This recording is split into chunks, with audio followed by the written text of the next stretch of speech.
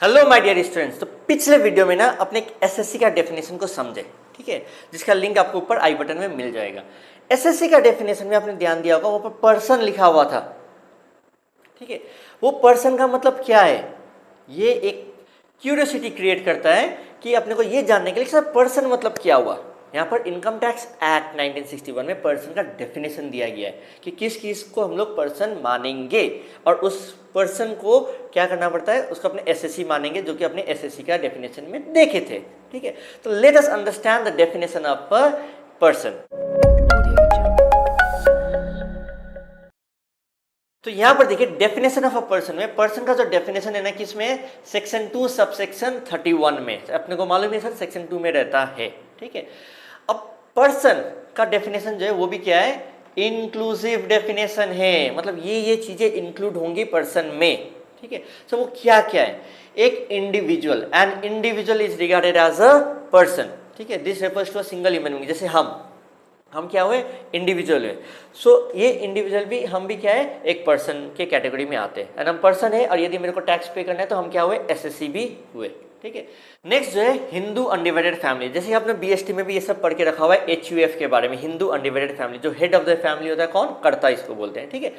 सो जब भी एक लीनियल डिसेंडेंट जब होता है, ओके, मतलब घर में मान लो एक बेटा हो गया, तो हस्बैंड वाइफ और बेटा मिलके क्या बन सकता है, एक हिंदू अनडिवाइडेड फैमिली बन गया।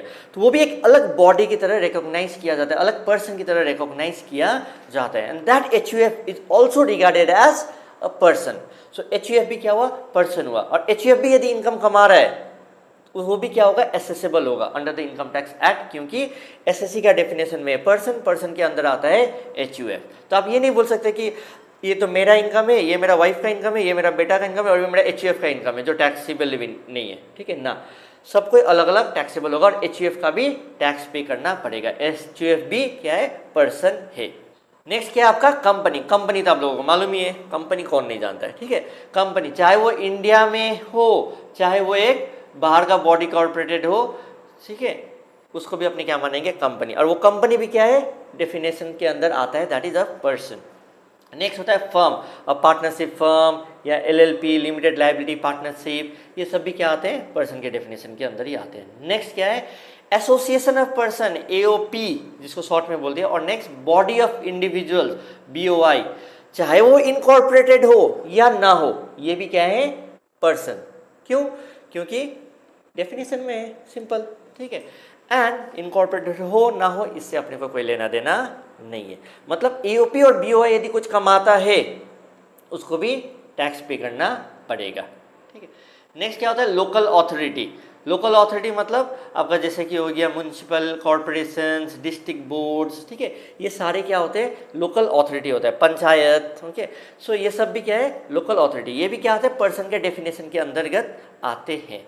और next number 7, the final one, every artificial judicial person, मतलब एक पर्सन क्रिएट किया गया under the law artificially, like आपका हो गया यूनिवर्सिटी, ठीक है।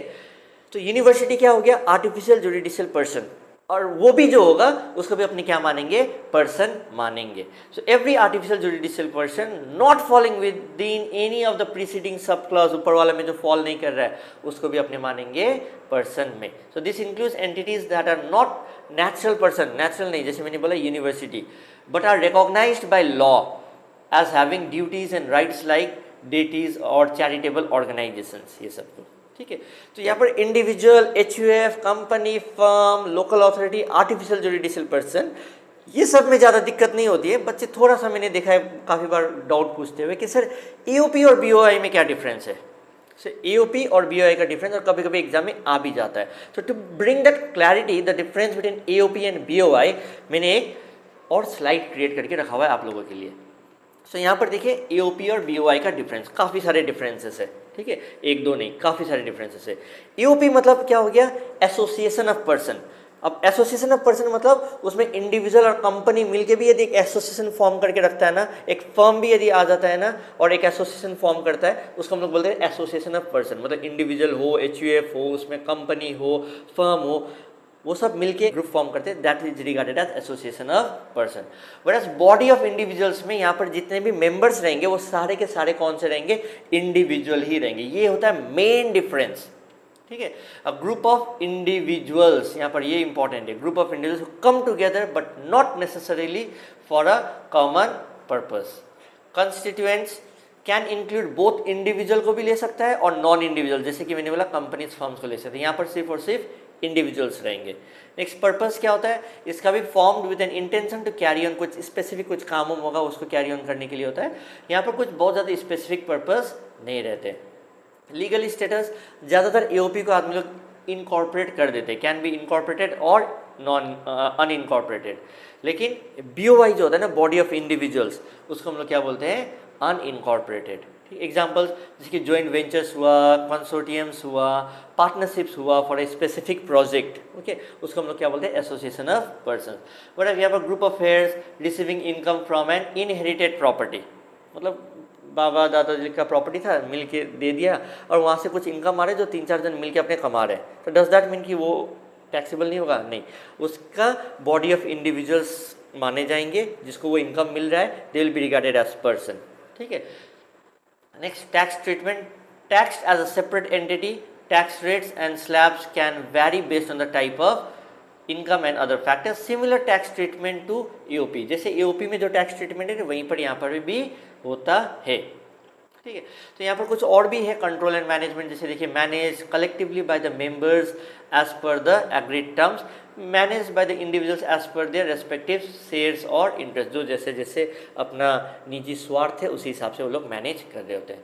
Examples of income, income from a business venture jointly undertaken by individuals and entities, यहाँ पर रेंटल इनकम ज़्यादातर from a jointly owned property by several individuals, 4-5 आदमी मिलकर एक प्रॉपर्टी खरीद के रखा हुआ है, उससे कुछ रेंटल इनकम आ रहा है, अपने डिवाइड कर दे रहे हैं, ये तो वो बॉडी ऑफ इंडिविजुअल्स है, एओपी नहीं मान सकते उसको।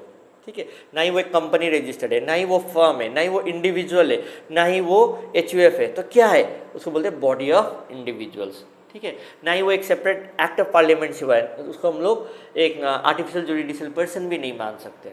ठीक है, so legal recognition, recognise under the income tax act with special provisions, ये भी recognise under the income tax act. Simple सा बात है ना, इनकम टैक्स डिपार्टमेंट को पैसा चाहिए, तुम बॉडी ऑफ, तुम ये नहीं बोल सकते कि मेरा तो बॉडी ये तो है ही नहीं इनकम टैक्स में, हम लोग तो बस ऐसे 4-5 जन मिल के कमा लिए ना, हर एक जगह से गवर्नमेंट आपसे पैसा लेने के लिए रेडी है।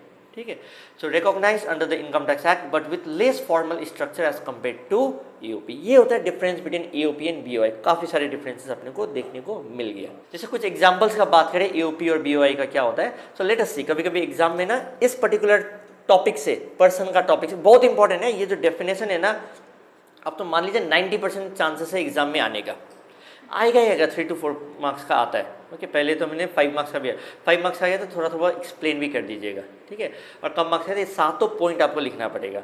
और कभी कभी कैसा क्वेश्चन आता है कि आपको कुछ आइटम्स दे देंगे, अलग अलग एंटिटीज और अलग अलग पर्सनस दे देंगे और बोलेंगे कि क्लासीफाई करो ये कौन से पर्सन है। ठीक है, ऐसे टाइप का भी एमसीक्यूज ये सब भी रेडी हो सकता है। So let us understand AOP और बीओआई का कुछ एग्जांपल्स। एओपी में एसोसिएशन ऑफ पर्सन में आपका क्या आ जाता है, कोऑपरेटिव सोसाइटीज़ आ जाते हैं, कोऑपरेटिव सोसाइटीज़। ठीक है, और ऐसे टाइप के बहुत सारे अलग अलग कुछ सोसाइटीज़ जो फॉर्म होकर रखे हुए हैं, जैसे कि आपका मार्कफेड हो गया, MARKFED, ये सब क्या है, एग्रीकल्चर के लिए आपका कुछ कोऑपरेटिव मार्केटिंग रिलेटेड एक सोसाइटीज़ फॉर्म करके रखा हुआ है, नाफेड हो गया। ठीक है, ये सब जो एग्जांपल्स है क्या है, एसोसिएशन ऑफ पर्सन्स के। ठीक है, बॉडी ऑफ इंडिविजुअल्स में जैसे कोई हार्डकोर एग्जांपल है, जैसे हम लोगों ने पहले बोल दिया, कुछ ह्यूमन बींग मिलके एक कुछ काम कर रहे हैं। ठीक है, 4 to 5 आदमी लोग मिलके, इंडिविजुअल्स लोग मिलके कुछ इनकम जनरेट करने का जगह देख रहे हैं, तो that is regarded as body of individuals. So this much I hope you understood the examples of AOP, BOI, difference between AOP and BOI, and person का डेफिनेशन भी क्लियर हो गया। So bye bye, take care, see you, and please do like, comment, share and subscribe the channel.